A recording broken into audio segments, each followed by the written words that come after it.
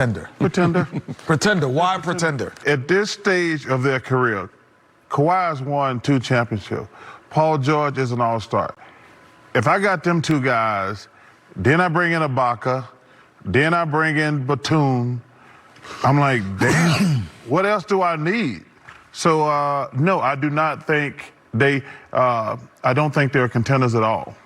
I've been poor, I've been rich, I've been fat, I've been skinny, I've been old, I've been in the Hall of Fame, and one thing I can always tell you, the Clippers have always sucked. Wow. Okay, Shannon, are the Clippers pretenders? I know Charles Barkley has always been a fool, too. He's very funny. He's very good at what he does. Skip, for me, is this what Skip Bayless has taught me since I've been on the show? Nothing matters. I'm saying nobody cares about a Thursday night game. In April, who cares about Thursday night games in April when the playoffs really going to start in late May or early June?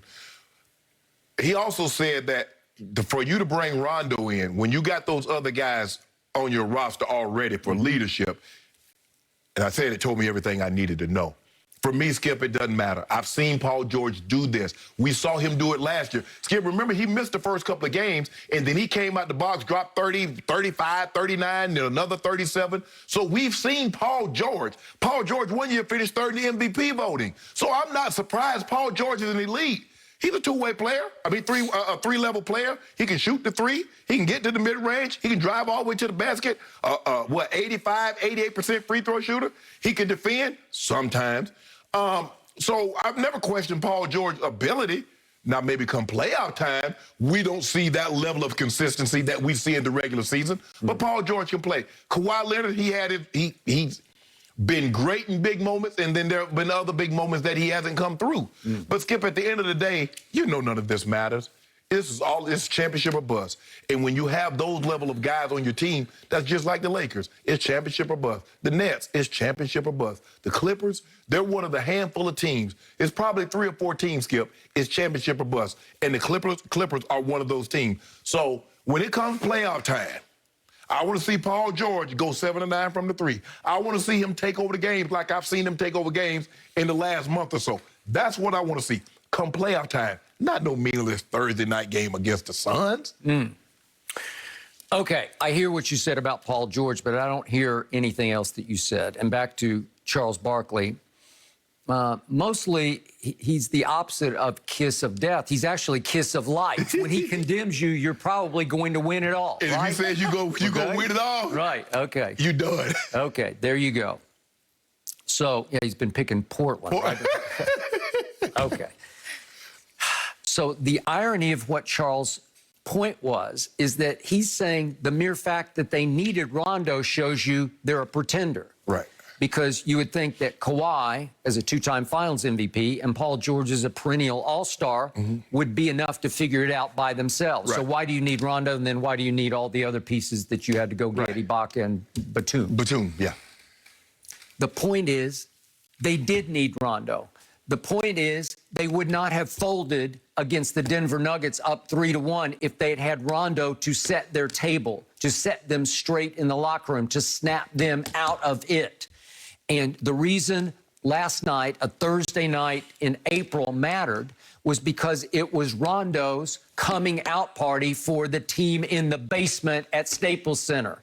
It was sensational what he pulled off because in 19 minutes, he scored 15 points and had 9 assists. And in the fourth quarter, Rajon Rondo had 8 points and 4 assists and did exactly what I told you he would now start doing for this team as he eased into their rotation. He doesn't start the games yet, but he will start, and he definitely will finish their games when they start to matter in the postseason.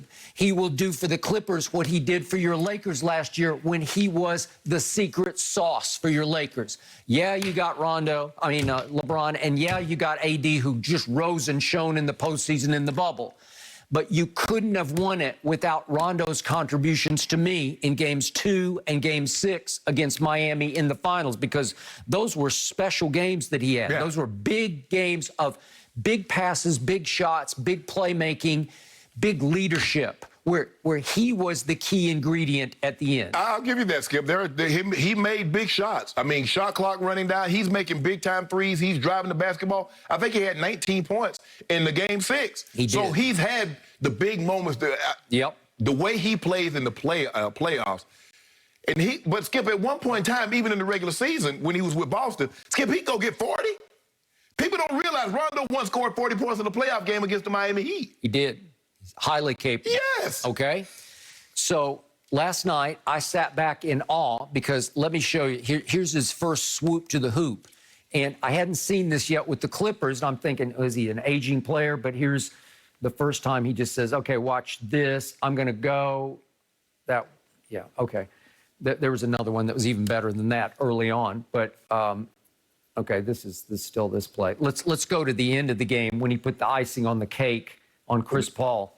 Okay, we're still doing. Here we go. This is Rondo right in Chris Paul's face. And this is a big shot. It's still reasonable. Like you thought Phoenix was still going to have a run in them because they'd had a bunch of runs in them. And that was like, sorry, that's game over. And then he hits Kawhi, if we could see this. He did it a couple of times last year in the ball. But he's capable, Skip.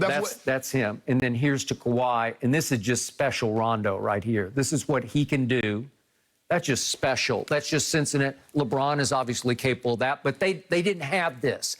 They didn't have somebody who could set their table and put Kawhi and Paul George in position to make shots not off the dribble. So look what's been happening to Kawhi and Paul George this year. They're both averaging a career high in assists because they do it themselves. Yeah. They've been the point forwards for this team. Well, watch what starts happening. Well, he had 9 assists last night in a very short stint. Well, he'll start leading this team in assists, and they haven't had that. So Charles's point is wrong-headed. It's upside down because Rondo is just exactly what the doctor ordered. They need a true point guard. Patrick Beverly is nice. Patrick Beverly is more of a defensive guy. Reggie Jackson is more of a 2. He's looking to score the basketball. Yeah. Rondo can score the basketball, but he'd rather have 15 assists and 5 points as opposed to 15 points and 5 assists. So there's the difference between Pat Bev is not the level of offensive player from an assist standpoint that Rondo is. Reggie Jackson can score the basketball, but he's not the offensive mind that can get the offense set like Rondo can. So Rondo he's a better player than both of those guys, given what they need. It's going to take a lot off of the plate of Paul George, off of Kawhi Leonard. So now all they have to worry about, let me get to my spot, Rondo's going to give me the ball. I saw it last night. They were running the break, and it was just like a little touch pass. Rondo get it and just touch it right over the top, and it's an and one. Okay. So I'm going to remind everyone, this team is leading the league in three-point shooting at 42%. They made 18 threes last night. Well, yeah, you do that. Yeah, they're going to be contenders. You keep making 18. But they've been doing it every night. They're 42%. Your team is ranked 23rd in the league in three-point shooting. The Lakers, they're 35%. This team, the Clippers, leads the league in free throw shooting at 84%. As a team, they're 84. LeBron by himself is 70%. So they're 84%. Your Lakers rank 25th in free throw shooting at 74%. That's going to bite you when it comes time to win playoff games because this is a three-point shooting league, and in the end, it's a free throw shooting league. Well, we're going to be ahead by so much it won't matter. Okay, well, you better be because this team is coming for you. This team is built to beat the Lakers. We saw what you did. You had a 16-point lead in the first half, and somehow by halftime, the Suns had the lead. The Suns are really good. They really good. We great. That's the difference between the two. So all of a sudden, Paul George has sprung back to life, and he can score with anybody. I agree with your point. I'd like to see it when it matters. Yeah. But you saw it when it mattered a little bit on opening night against the Lakers. And it was an early statement game, and I know it was forever ago. It feels like it's 5 years ago, but it was on December 22nd. What did he do? He scored 33, but he scored 26 in the second half, and he wound up hitting 5 out of 8 threes. He hit 7 out of 9 last night. Highly capable of just blowing teams off the court with his firepower because he's 6 feet 8 inches tall, and when he gets cooking, you just can't stop it. Because you can't block his shot or bother his shot. And when he ice cold, he be blowing layups and hitting side of the backboard. So which Paul George do you believe? I want the Rondo Paul George. I want the guy that Rondo will keep in line, that will keep afloat, that will challenge Paul George and snap him out of his skunk funks that he falls into, because it can get stinky. So I'm glad you know that. Well, it's obvious. But what I also know is this team is even deeper to me than the Nets, not in firepower talent, but just in basketball players. This team comes